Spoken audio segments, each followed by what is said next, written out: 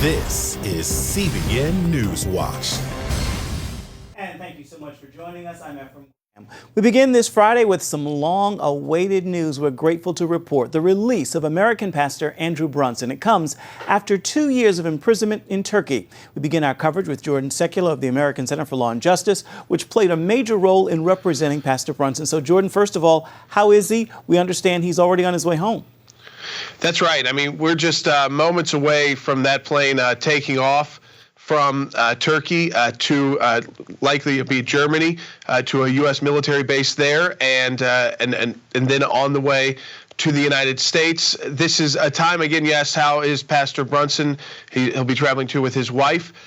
This has been a very difficult process. It eased somewhat when he was put under house arrest back in July, but he had already been in prison then since October of 2016. So the health concerns, there's always, everybody should be in prayer because these situations, it's a day to celebrate the release.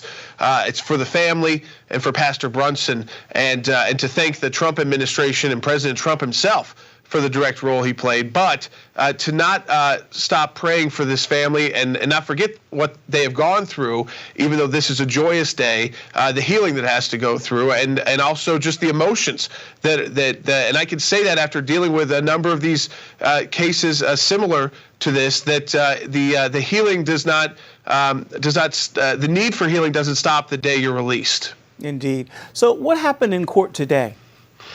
This was interesting. So we knew this was an important trial date, and there were a lot of news reports going on the last 24 hours about this likely being a court date that will lead to Pastor Brunson's release. Now, we represent Pastor Brunson and the family at the American Center for Law and Justice, so we were very quiet because if we speak publicly, it's official on behalf of the client, and so and we also know diplomatically these things can get very close to being settled, and then ultimately it can fall apart. Now, I will tell you without going into details, it's happened throughout this process with Pastor Brunson, unfortunately, a couple of times, not because of anything the administration, our administration did, or that Pastor Brunson did, but just because of the diplomatic issues. So at today's trial, basically, the witnesses who were secret, by the way, throughout this process, so it's not like a U.S. trial at all, basically recanted.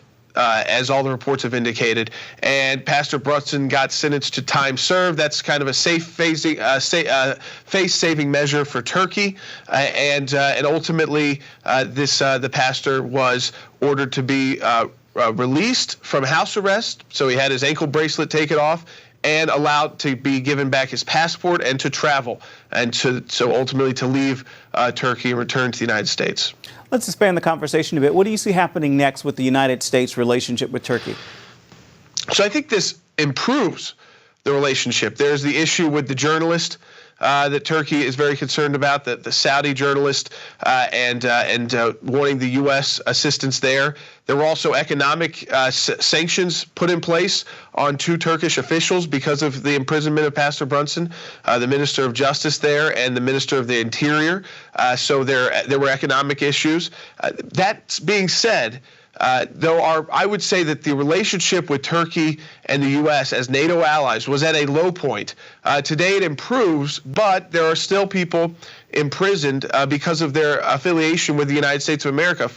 There are Turkish citizens who worked for the U.S. Embassy in Ankara, and they are still in prison. So I know that they will not be forgotten by the U.S. government. So this improves the relationship. There are still issues to work out between the United States and Turkey, and I think it sets a better stage to work all those other issues out, because Pastor Brunson and the Trump administration was very strong on this, was a bar to moving forward on other issues that Turkey was concerned with, especially their economy, which has significantly improved. Even on the news yesterday that it was likely he would be released, the Turkish lira was rebounding to numbers it hadn't seen in a very long time. Real quick, what words do you have for the friends of the ACLJ and CBN who prayed and petitioned for Pastor Brunson's release? These cases aren't quick, unfortunately. We try to handle them as quickly as possible. We were thankful, I think, because of all those prayers. People stuck with this for 2 years. in a time when it's a story that sometimes has people scratching their heads because it is a NATO ally. It's not. We're not talking about dealing with a country like Iran or North Korea. We have great. We're supposed to have great relationships with our NATO allies. The one with Turkey has deteriorated. Hopefully, it will now improve. It's important relationship. But I want to just thank everybody. They continue to pray. They continue to talk about this story. They continue to provide updates when they were necessary about Pastor Brunson. And ultimately, the President of the United States, because of everyone's concern and his concern as well, made this a top priority for his administration. So I think we all owe a lot of gratitude to President Trump, Vice President Pence, Secretary of State Pompeo, and their teams, as well as a number of members of Congress like Senator Lindsey Graham, a Republican, but also Senator Jeanne Shaheen, a Democrat. There was actually bipartisan, which is not much bipartisan work in Washington these days. There was bipartisan work on Pastor Brunson, but we wouldn't have gotten to that point without all the people who watch CBN, who watch these broadcasts, who pray for Pastor Brunson, and who care about these issues and support the work that we do at the ACLJ. Jordan Secular, we appreciate you and the work you do at the American Center for Law and Justice. Thank you for your time. Thank you. Pastor Brunson is speaking out about his release, and Mark Martin joins us now with that part of the story. Mark? Yes, Pastor Brunson, as you can imagine, expressed his gratefulness to U.S. leaders who advocated on his behalf, as well as to the millions of prayer warriors across the globe. In a statement, he said, "My entire family thanks the President, the administration, and Congress for their unwavering support. This is the day our family has been praying for. I am delighted to be on my way home to the United States. It's been an extremely difficult time for our family, and we want to express our appreciation to the millions of people around the world who have faithfully prayed for this day." The FRC's Vice President of Policy, Travis Weber, held a conference call Friday about the release of Brunson.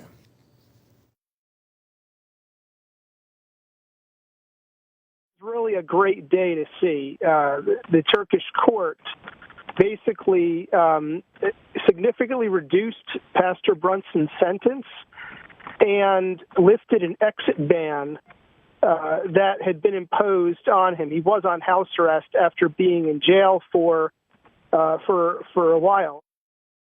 And that was Travis Weber, the FRC's Vice President of Policy, you heard there on the phone. Now, the chairman of the U.S. House Subcommittee on Global Human Rights also released a statement on Pastor Brunson being allowed to leave Turkey and return home. And he said, quote, "I applaud all those involved in working successfully for his release. The United States must now hold the perpetrators of his unjust imprisonment accountable by maintaining and strengthening targeted sanctions on complicit Turkish officials." And FRC's Vice President of Policy, Travis Weber, said the hearing where Brunson was released was emotional. Brunson's wife was there, and both were in tears at different times during that hearing, which makes perfect sense, Ephraim. An emotional hearing. Did the judge address Pastor Brunson at all during this hearing? He did, and his response was short, and the prosecution read original sections of the indictment, and Brunson simply responded, "I am innocent." His attorney said he is a pastor and not a terrorist. Indeed. Thank you so much, Mark, for that report. Much appreciated. Sure.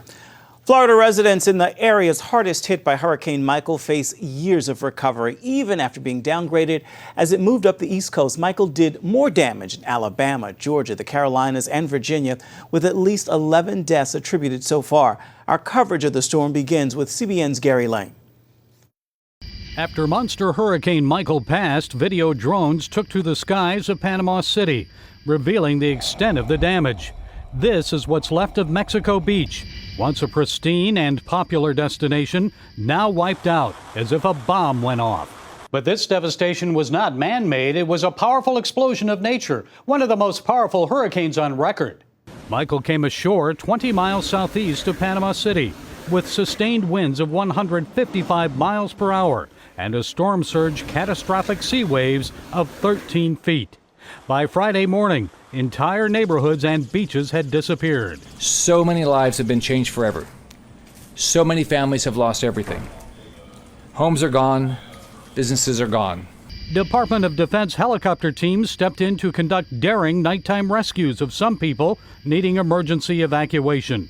And at daylight, search and rescue teams went door to door, looking for people who may still be trapped inside their homes. Mexico Beach took the brunt. That's probably ground zero. The hurricane ripped the roofs off hotels and homes, shredding vinyl siding and scattering wood like toothpicks. We were hiding in the closet, and all I could hear was a lot of wind, and I thought the roof was going to come off. This woman and her husband were nearly swept away by winds and storm surge. We'd let the current take us to the next stop, and then we'd grab onto a tree. Michael moved quickly through Georgia, the Carolinas, Virginia, and then out to sea. Floodwaters surged through the Carolinas, already drenched by Hurricane Florence. Downed trees and gale-force winds knocked power out to 900,000 homes and businesses. This Virginia woman attempted to drive through rising floodwaters. I was sinking, it was sinking fast. When I turned, I immediately started sinking, and I knew that I had hit the ditch. And I put it in reverse, and of course, it didn't go anywhere. I just thank God that my kids or my grandkids were not in the car. Michael brought hardship in the southeast, but devastation in the Florida panhandle. CBN's Caitlin Burke has this up-close look from Mexico Beach near Panama City. There's really no other way to describe what we've found here in Mexico Beach other than complete and utter devastation. When you hear about this being a 100-year storm, you can really see it here. And it's not a matter of weeks or months before things get back to normal. It's got to be a matter of years. So far, everybody's house I went to, there's no house to check. In this town of about 1,200, 100% of the structures were affected. It was scary. We found a house on the far side, blocked it up with a dresser, and my boss flew out the window. I grabbed him, brought him back in. The infrastructure has been destroyed. Not only are power lines down, but the storm surge unearthed and tossed around the gas and water lines and completely wiped out parts of the road. First responders from Louisiana say the wreckage left behind is eerily similar to that left by Hurricane Katrina. Teams from across the country are here searching for survivors still trapped in their homes or beneath the rubble. The one thing that you know with these first responders coming in is that they're coming into the unknown. We don't know the area. We're not sure what kind of devastation. We don't know what kind of hazards they have here. But the only thing that we know is that we're here to do a job, and that is to find people that need to be rescued and get them back to their loved ones. The team we've embedded with is the City of Miami Task Force 2, firefighters year-round, but during hurricane season, they deploy to each disaster. Following Hurricane Florence, most of the team was in South Carolina for 2 weeks, and then almost immediately, they deployed here. They'll be here until the search and rescue is done. The rubble that you can see behind me used to be an apartment building. That was over here. You can see the foundation. The storm surge completely washed it away, obliterated it. What we're hearing as the moral of this storm from rescue crews and survivors, when a hurricane is coming, no matter the category, evacuate every time. You know the risks, you take the risks, and so I took and I lost. It was truly horrible. Nobody should ever try to ride out a 4 or 5. We regretted it the whole time. We thank God we're okay. Just walking around looking to get out of here. Caitlin Burke, CBN News, Mexico Beach, Florida. Coming up, the wonderful work of an organization with a goal to make life better for girls growing up in developing nations. Little girls in the United States are taught they can grow up, get an education, and be anything they want to be. But that is not always the case in other parts of the world. That's where Gospel for Asia steps in to help them with a program called Bridge of Hope. And here now is Gospel for Asia's Danny Yohanan with more. So, Danny, this week highlighted the International Day of the Girl. Tell us why it's important around the world for young girls. Many people don't realize that the privileges and hopes and dreams that can be fulfilled in our country here may not be the same reality for most of the world, and especially young girls who would love to get an education, love to have a future, but there's no way for them to be able to realize these dreams that most of us take for granted. And so through the Bridge of Hope program that we have, it's one of the major opportunities that we can help children, but especially young girls, to get an education, to learn how to read and write, to go to school, to protect them from getting pulled into bonded labor or human trafficking, simply by giving them an education and teaching them how to use those skills to succeed in life. Gospel for Asia has a ministry called Bridge of Hope. What is it doing to help rescue Asian girls from the cycle of poverty? The Bridge of Hope program, first of all, helps these children to be able to go to school. We have over 70,000 children in this Bridge of Hope program, most of them from extremely poor backgrounds. Backgrounds where, you know, the society would push them down and not want them to be educated. But then on top of that, if you are a young girl, oftentimes you are pulled into bonded labor or working, not having a chance for education. Here's a simple thing that most people miss is, if in your village you don't have access to clean drinking water, or you're part of the society not allowed to take water from the common well, often the women and the girls have to walk for miles and miles away to get water. And so much of the day is used and wasted in bringing water back for cooking, cleaning, and drinking. And in that process, many of these girls have no chance to actually go to school and to be educated. Education is one of the only ways to break the cycle of poverty. Otherwise, these kids end up in the same type of work that their parents are in, and then their kids do the same thing. But bringing education into the mix of their poverty helps them to be able to get a job, provide for their families, and also guarantee a better future for them. Danny, real quick, tell us a little bit about The Veil of Tears and how people can get a copy of this documentary. The Veil of Tears is a documentary that we produced a couple of years ago talking about the plight of women in Asia. Women often are in situations of either bonded labor, sex trade, human trafficking, or just forgotten by everyone else. And this documentary highlights the helplessness and hopelessness of so many millions of women in Asia. But it also highlights the fact that God is doing something incredible to bring hope and healing to so many. People can go to our website, either gfa.org, and get a copy of the documentary, or they can go to veiloftearsmovie.com to request a copy of the movie. I would encourage everyone to get a copy of this film. Danny Yohannan with the Gospel for Asia, thank you so much for your work and your time. Thank you so much. We'll be right back.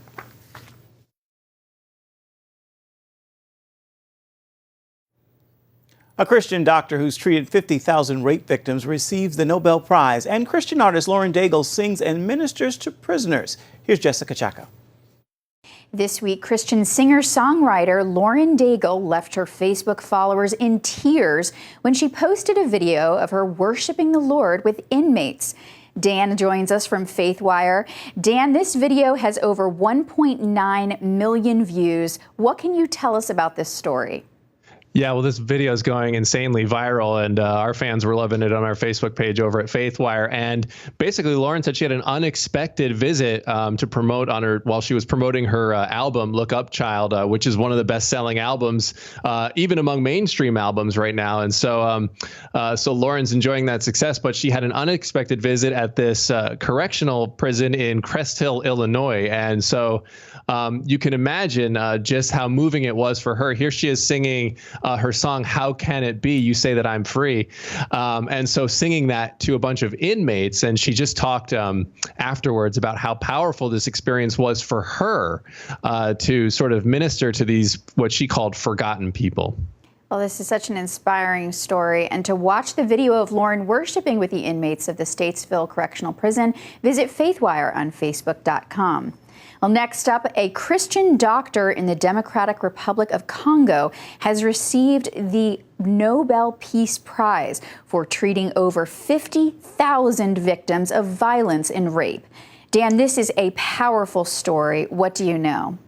Yeah, Dr. Mukwege over in the Congo, he is well known over there. They actually call him a messiah for the work he's doing. Wow. That's how much he's respected, but they also call him Dr. Miracle. And so basically, he had set up a hospital back in 1999 with the goal of reducing infant mortality rates because they were so bad. It was like 1 in 100 over there were dying. So that's what he wanted to do. But what ended up happening was, because of all the conflict over there, he started getting rape victims and victims of sexual assault. These were, women and children, and they were so violently abused that they required surgery and all kinds of emergency actions. And so that's sort of the unexpected direction that his life turned. That's what the focus of his hospital became. And he's ended up over the years treating thousands and thousands of these women as the conflict has sadly raged on. And so he's done this at his own peril because now he doesn't just treat them. He speaks out, and he speaks out against the violence, and he tries to give these women a voice. And he actually had gunmen, after one of his speech, break into his house. This was in 2012, and try to kill his whole entire family. But thankfully, his guards actually were able to thwart that attack. They had to play dead while this was all going on. But the incident shook them up so much that they initially fled. But the women and the people of Congo were so wanted him back so much that they actually raised the money so that he could come back and be there. And that's what he did. And he continues to do that work to this day. It's a powerful story. And last year, Mukwege said the core mission of Christians is to, through God's word, ensure that women who are victims of male barbarity can experience the reign of God in their lives. Those are amazing words. And thank you, Dan, for these inspiring stories. Back to you. Coming up, we're going to show you King & Country's performance in our studios this week. I want to close this newscast with a great video for King & Country's performance of their song Joy here at CBN. See you next time.